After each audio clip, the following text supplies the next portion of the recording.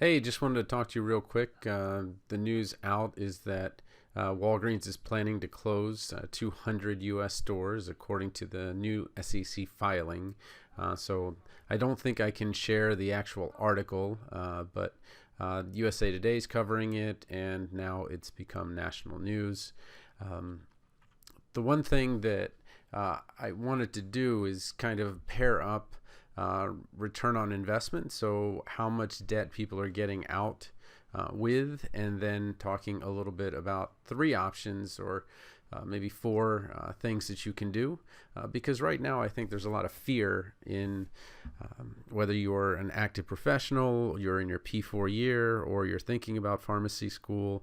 And, what do you do? What are the things that you can do? So let's look first at the data. The new data is out for the graduates from 2019, and this is from the 2019 graduating survey, aacp.org. You can just Google it to pull it up. Make sure you click on the actual title because the other thing sends you to a dead link. But number 77 asks you, have you borrowed money to help pay for your college expenses in the Pharm.D program? And they're only talking about the Pharm.D program.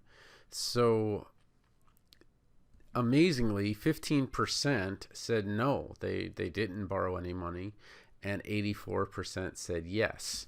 And the new numbers are out, and they have gone up exponentially from where they were before.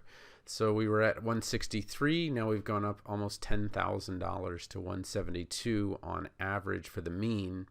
At private institutions, you're hitting about 200,000 when you graduate. And if you're at a public, you're at 144. But all you care about is the number that you have. But just to know that this is only for people that borrowed. So if you actually averaged the number of people who borrowed nothing and all of the borrowers, it would end up being closer to like 156. So, but in all, these pharmacy graduates owe $1.6 billion, and they don't represent the entirety of the people that borrowed. This is just the sample that answered the graduating survey. So three things that I would recommend. First thing is, if you haven't gotten it, there's two ways to get the Finding Your Unicorn Job for Pharmacist book, which outlines 150 different people and what they're doing. So just see what other people are doing and how they're doing it. How to Build a Pharmacy Consulting Business, Blair Thielemeyer. And then if you're thinking residency, I've got the Strong Residency Interview Review Questions, Answers, and Rationales. And then Phone Interview Survival Tips, which is not necessarily for residency. It can be for a regular job interview. So I've got four different books. All of them still have a few free codes left if you want to get those. But you can also, if you go on Amazon and you already have Kindle Unlimited, you can read the Finding Your Unicorn Job for Pharmacist book for free. So you've already got the sunk cost of paying for the book each month, the Kindle Unlimited each month. So when you talk about some people that are in the book, I want to just mention three of them.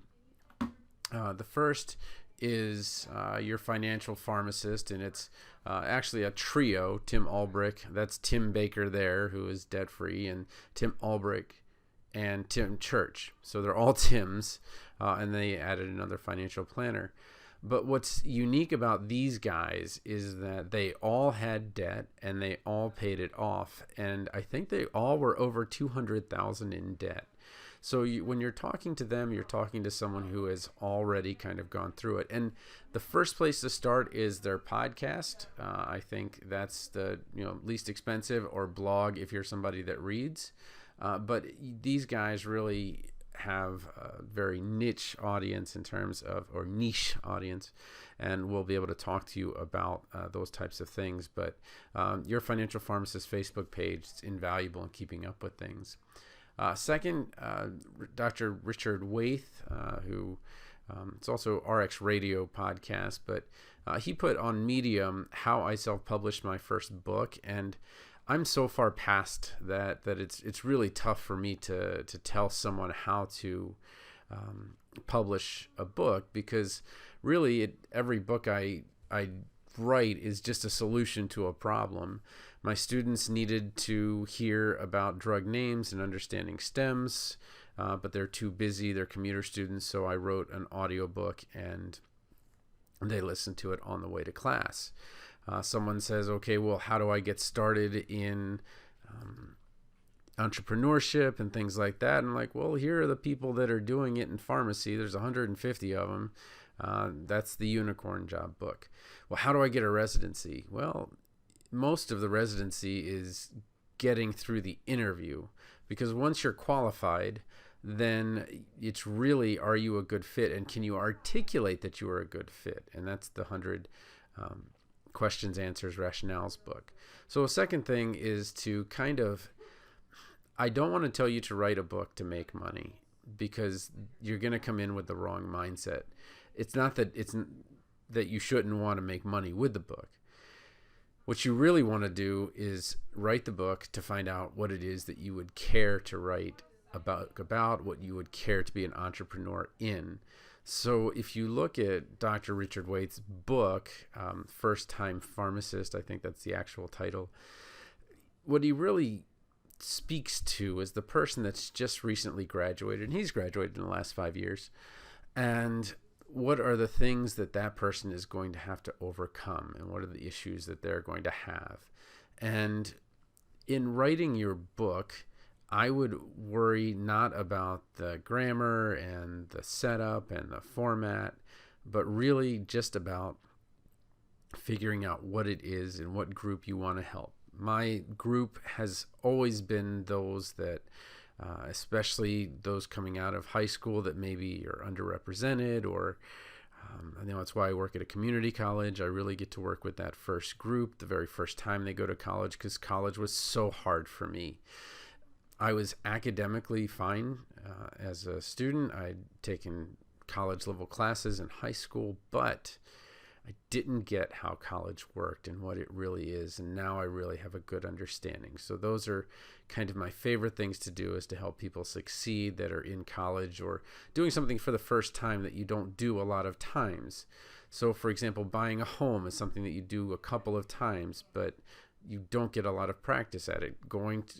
Applying to a college, there are a lot of big mistakes you can make, and these are big ticket items, $250,000, $500,000, and so forth.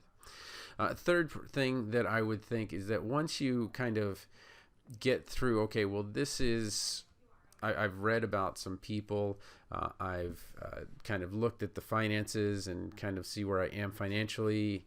I've looked at writing a book, yet at least gotten the topic down. So I say, okay, well, these are who I want to help.